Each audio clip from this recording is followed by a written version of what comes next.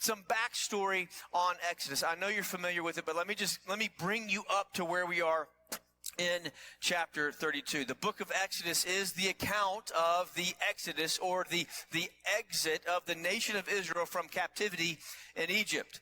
Moses is born. So if you go all the way back to the beginning of Exodus, Moses is born. He is raised in the house of Pharaoh. Fast forward a little bit, Moses kills a man, and then he flees to Midian. He encounters God in a burning bush. God gives Moses what I would call his marching orders. So the bush that is on fire, that's not consumed, speaks to Moses. That is God speaking to Moses, saying, this is what I want you to do. And Moses, in that moment, and then I'm sure in many moments after that, does not feel equipped, and he needs help. He says, I'm not a great speaker, but Aaron is. He wants Aaron to help, and God tells him that he will be with him, and that should be enough. That seems to be a theme in Exodus, not only with Moses, but with God's people. I am with you, and that should be all you need. But then God relents, if we can say that, and allows Aaron to be the mouthpiece of Moses.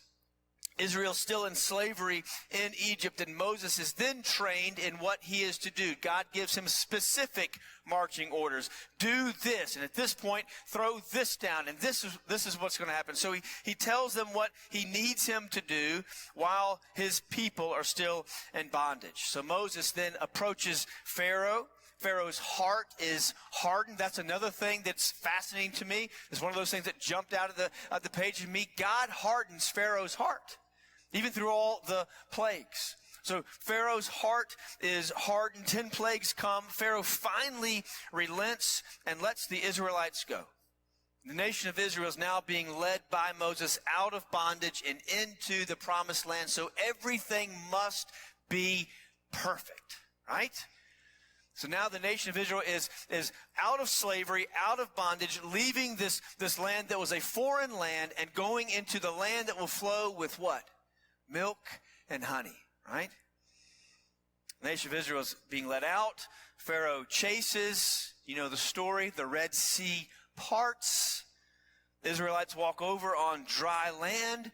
The sea closes up, and there goes Pharaoh's army.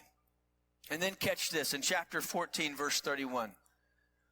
When Israel saw the great power which the Lord had used against the Egyptians, the people feared the Lord, and they believed in the Lord and his servant Moses. When Israel saw the great power of the Lord against the Egyptians, they feared the Lord. They believed in the Lord and his servant Moses, their leader here on this earth. We read on and we see that water is miraculously provided for these people as they're wandering through the desert. We see that manna is provided for the Israelites. We see that meat is provided for the Israelites. So in other words, these men and women and children don't need anything.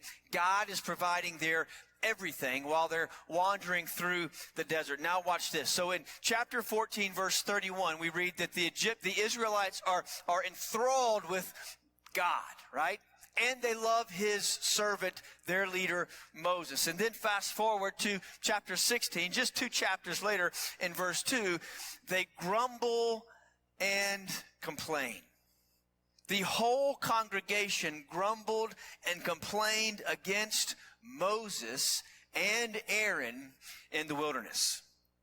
Fast forward to chapter 17, verse 3. And they grumbled, they being the nation of Israel, they grumbled against Moses. Here's my point this morning. It doesn't take long for the Israelites to become a forgetful people. They move on, and then the Israelites defeat the Amalekites. And Moses, then we get that famous passage, gets help from Jethro and Aaron and Hur. And then we read about the 10 Commandments, and then there are laws in place. And then the Ark of the Covenant is made. God's presence will forever be with the nation of Israel. And then Moses and God are on Mount Sinai, and we pick up with chapter 32. So now we read in chapter 32, verse 1. Now when the people saw that Moses delayed to come down from the mountain. So all of this has happened and so much more. My Old Testament professor would give me a terrible grade for that synopsis of these first 32 chapters of Exodus. All of this has happened, and now God and Moses are on the top of Mount Sinai, and the people saw that Moses had delayed to come down from the mountain. Just get this for a moment. Moses, their leader that they loved, we saw that in chapter 14. They also grumbled against him in chapter 16 and 17, but we know they loved him. When their leader is up on the mountain talking to God, who is their God, that God that they loved in chapter 14, right? When they are up on the mountain, they then think, the people think, that they've been up there too long. What's going on up there? Where's Moses? What's Moses and God up to? So the first thing this morning I want us to recognize in verse 1 is the timetable. The timetable. Moses goes up to the mountain to meet with God. When he goes up, Moses nor the people know exactly how long he's going to be on the mountain. It's an undisclosed amount of time in that moment. But we know that he's up there for 40 days and for 40 nights. We see that in Exodus 24:18. And so while Moses is away, the people grow impatient. They say to Aaron, they say to each other, we have no idea what happened to him. We have no idea. Where's Moses? Where's our leader? What's he doing? The people were reflecting not just a genuine confusion, but also, one commentator says, a lack of faith at the same time. Had they been willing to trust God fully, they would have been willing to wait as long as necessary for Moses to return. Had they been willing to trust God fully, the same God who had brought them out of bondage and done all the things, if they'd chosen to trust him fully, they could have proven that they would be willing to wait as long as necessary for Moses to return. As I thought about that this week, I thought, how often are we guilty of putting God on our timetable rather than trusting him to work out his plan? I'm guilty of that. God, if you could just do this, and oh, by the way, I need it done tomorrow, that would be fantastic. Oh God, if you could just move in this situation, and oh, by the way, I needed that done 3 months ago, that would be fantastic. Anybody ever been in a season where God, I just really need this to be resolved? And in that season, been perfectly content and trusting God to move on his timetable, in his time frame? Or are you like me and like, I need this done now? And then we wholly rationalize it and say, but if you would do that, then all of these things would happen. We put God on our time frame, on our timetable, without trusting his. It's really, really difficult to do. I'm not by nature a very patient person. So I can identify, I think, here with the Israelites. And here's why. I need to feel God's presence. I need to feel God. I need to be close to God's people. I'm afraid that if I were here in Exodus chapter 32, that I would have been with the people who were panicked because my leader was gone. And because he was gone, I would feel like he is too far removed. And I would equate his lack of proximity with me to just silence, utter silence from God. So if God seems silent, or if God seems distant, here's the question for us collectively here in this sanctuary. What do we do? Do we panic? Do we grow impatient? Do we replace him with something or someone else? The Israelites proved that they needed a real, tangible God, so they took measures into their own hands. Read on in verse 1. We see the replacement. So they approach Aaron and they ask him to make them a God. The people say, we don't know where Moses is. We feel like he's been gone way too long. Aaron, will you make us a God? Look at what he says. Now, when the people saw Moses delayed to come down from the mountain, the people assembled about Aaron and said to him, come, make us a God who will go before us. Is this a joke? Like, Aaron, make us something that will do what the God that we love, who we love, has already done. Make us something that will go before us. As for this Moses, can you hear the disdain in their voice? As for this Moses, right? As for this Moses, the man who brought us up from the land of Egypt, we do not know what has become of him. They approach Aaron, make us a God, and Aaron does it. Aaron tells the men to go get the gold from their wives and their sons and their daughters, to take all their jewelry so that they can make a golden calf. And then we read in verse 4, Aaron says this, then he says, this is your God who brought you out of the land of Egypt. This is one of those passages when you read it, like, what? What are you, Aaron? No, it's not. That's not the same God that did all the things, right? That's a golden calf. That's not God. Certainly we sit here and we read this and we think, Aaron, you can't be serious. But Aaron is showing us here more than I think meets the eye. Commentators point out that the Israelites were only a few months removed from their cultural experiences in Egypt. They were not yet used to the restraints of Yahweh on their worship. Because of their time in Egypt, and because of what they had become familiar with culturally, idolatry had become fairly normal to them. And so if God feels distant, I'm going to create something that is close so that I can worship him and call him God. Idolatry. So where did the idea of the golden calf come from? The calf wasn't just some random idea that Israelites came up with. A vigorous young bull would have been an appropriate way to represent, get this, a powerful God. And so because our leader and our God are up on a mountain somewhere and we don't know when they're coming back, we need to replace them with an idol, and let's make it a powerful idol. So let's create a young bull, a young calf. It's not an excuse for the Israelites. But I do think it raises a very, very interesting question. How long does one have to walk with God or see him work before one replaces God with an idol?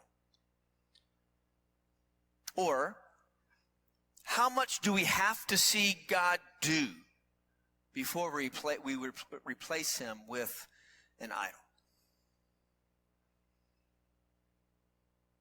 It didn't take long for the Israelites to say, we need a tangible God. We need someone that we can see, someone that we can touch, someone that we can create so that we can worship. And then we're going to give all the attributes of the God that has brought us out of slavery and bondage and put it on. It didn't take long.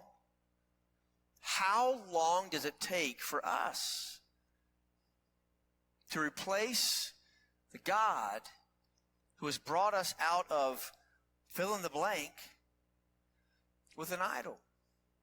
Because we feel like he's distant. How much do we have to see him do before we replace him with an idol? It would seem that time and maturity play a great part in our replacement. And so by their actions, here's what's happening here with the Israelites. By their actions, they prove that they are still Egyptian Israelites rather than Yahweh's Israelites. So in this time of panic and loneliness and fear, rather than sitting and waiting and trusting, they prove they are more like the culture that they were fleeing, from which they were fleeing, than they are about the God who brought them out of the culture. Does that make sense? So they prove, and they say this, right? We see this through Exodus. We would rather get us back. Let us go back over here. I'm going to go back and make bricks. Because at least when we were making bricks, we were eating, right? We had shelter. I want to go back and make bricks. Forget about the land of milk and honey.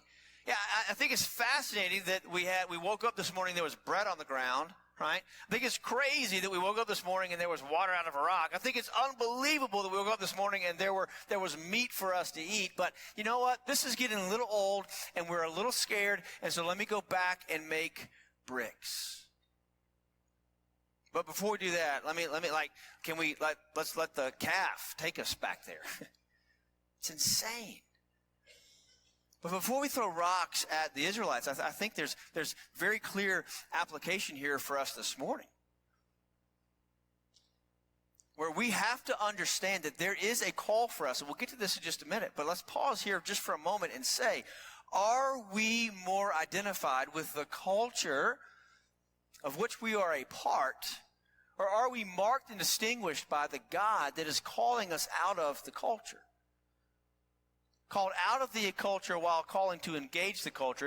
It's a fascinating thing that we're called to do. But what would people say of us? What are our actions proving to the people who are watching? Douglas Stewart says this: the people were, in other words, so wedded to their old culture that they could manage to justify in their minds its false religion, even to the point of the type of animals used to represent a god.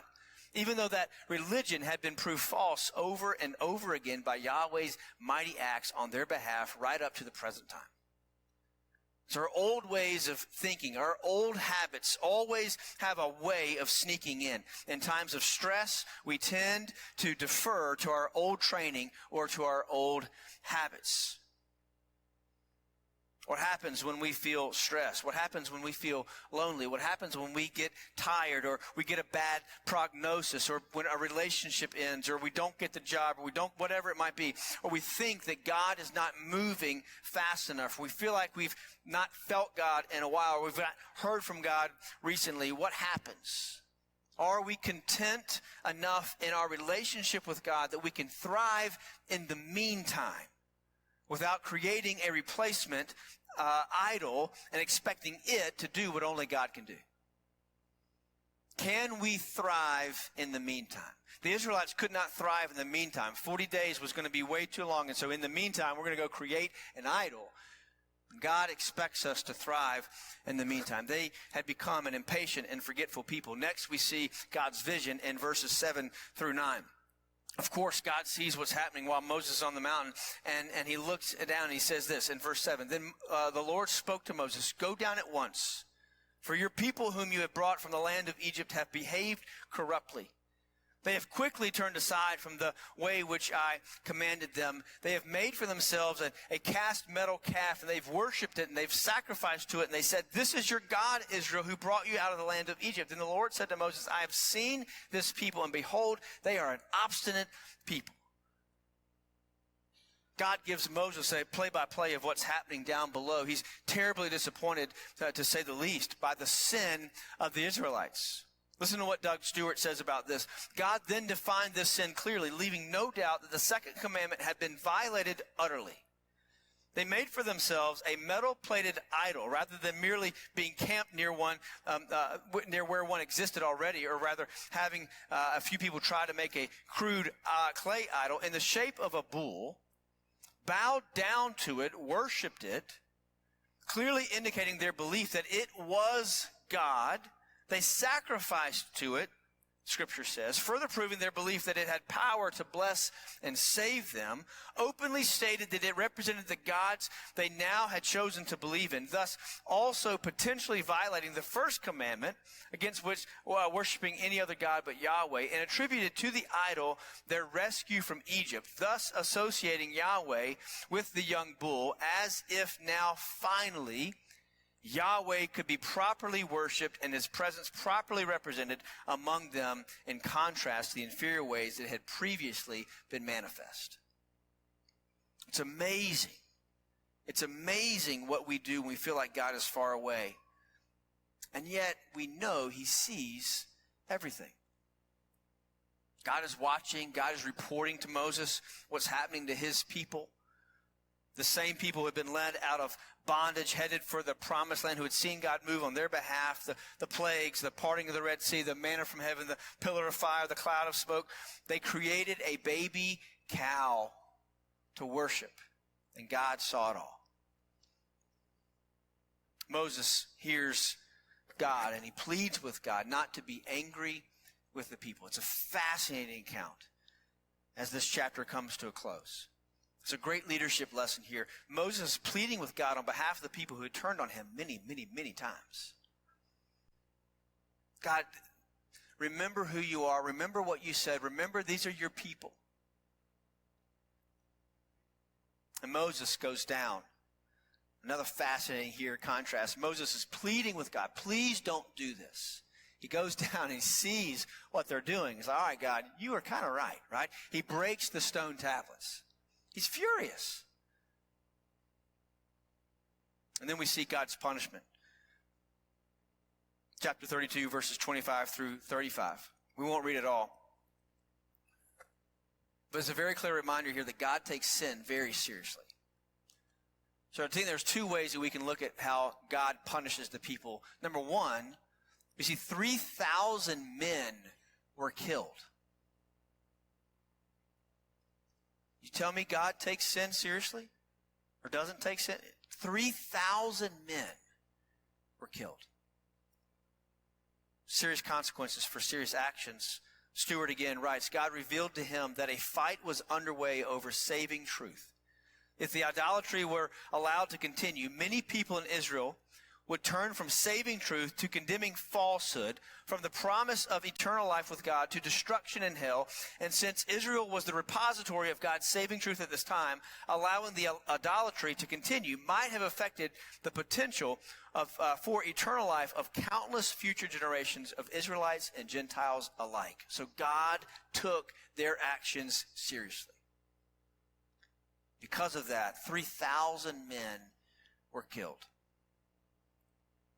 Some commentators say at the end of this chapter that God, you read God smote the Israelites. Some believe that there was another plague that came that didn't kill the Israelites, didn't kill any more than the 3,000, but rather it brought great sickness to the Israelites. Some believe this was just the coming judgment on the nation of Israel. But either way, we see that God takes sin seriously. So people were killed, and then God's presence was removed. We see in verse 34 that an angel was going to be with the people, not God himself. Instead of a God who directly communed with Moses, whose presence could have been seen on the mountain, they would have to live with a much more elusive representation of God's presence, an angel. And therefore, they realized that they had been demoted from people who dealt with Yahweh directly through Moses to people who would now have an angel added to the chain of command. So God takes their sin very seriously. 3,000 men are killed, but then his presence is removed. He sends a representative. But then quickly we see in chapter 33, verse 14, we see this throughout the account in Exodus, where God's, especially these few chapters, God's provision, God's protection, Israel's turning their back on God, God's provision, God's protection. Israel turned their back on God, God's provision, God's protection. So we see in verse 14, God's provision. So the angel is going to go before them. The journey to the promised land continues. The people are moved by the lack of God's presence. Moses intercedes again for the people. And again, God's heart is moved towards his people by the prayers of Moses. And I think this is a perfect picture of how God is moved by the prayers of his people. God didn't change his mind. Moses didn't change God's mind, but rather in his prayer we see Moses reminding God of his character, of his faithfulness, of his promises, of his goodness, and God's heart is moved towards his people. And in verse 14 we read this, and he said, my presence shall go with you and I will give you rest. A few verses earlier, chapter 33, verse 2, God told Moses that an angel would lead them, and now God says that he will lead them. He will be there. It's a full restoration of the original idea of God's promise to bring the Israelites out of Egypt and into the promised land personally, as he stated, again, his character, what he said, as he stated in chapter 3, verse 8, and 17, and 12. It shows that Moses' prayerful appeal had been entirely successful, not because Moses could get anything he wanted from God, but because of God's character of goodness and mercy and compassion. And his nature as the God who is compassionate, gracious, and slow to anger, abounding in love and faithfulness, maintaining love, forgiving wickedness, rebellion, and sin. This promise provided something the Israelites desperately wanted and needed. They needed some sort of assurance of God's presence. The Hebrew word here used for presence literally means face. So God's face would be with them. Verse 14, I will personally go. It literally means my face will go. The Hebrew has no word expressing the abstract idea of presence. So when it wishes to speak of someone being immediately present in a situation, it says that their face is there. So God says, my face will be with you. And then finally, we see Moses' response in chapter 33, verses 15 through 16. Then he said to him, God, if your presence does not go with us, don't lead us up from here. For how can it be known that I have found favor in your sight and your people? Is it not by your going with us, so that I and your people, may be distinguished from all other people who are upon the face of the earth? In other words, Moses is saying, I don't want to, nor can I think of doing this alone. God, we can't do this alone. God, we need you to go with us. We need you to go before us. We read in Deuteronomy 31:6, be strong and courageous. Don't be afraid or terrified because of them. You know what we're talking about here? We're going into the promised land. For the Lord your God goes with you. His face is with you. He will never leave you nor forsake you. Moses says, God, don't take us anywhere unless you're going to go with us. The only way forward is with you. And as we walk forward, we have to be marked by your presence. And so let me close this morning and say this. I fear that sometimes Christians may be guilty of remembering the things of God, the blessings of God, and not simply being satisfied with the presence or the face of God. We pray and we long for the blessing of God, and we forget to concentrate on the person of God. We enjoy seasons of blessing. Those times when we feel like God is closer than he's ever been before. And we trudge through difficult seasons, asking God how long, and wishing for the old days of captivity when things seem just a little bit more comfortable, or perhaps just a little easier. So rather than being a forgetful people, may it be said of us this morning that we resolve to be a people that echo the words of Moses and say, God, if your presence does not go with us, do not lead us from here. God, make us to be a people who are distinguished from all other people on this earth by how we are led by you.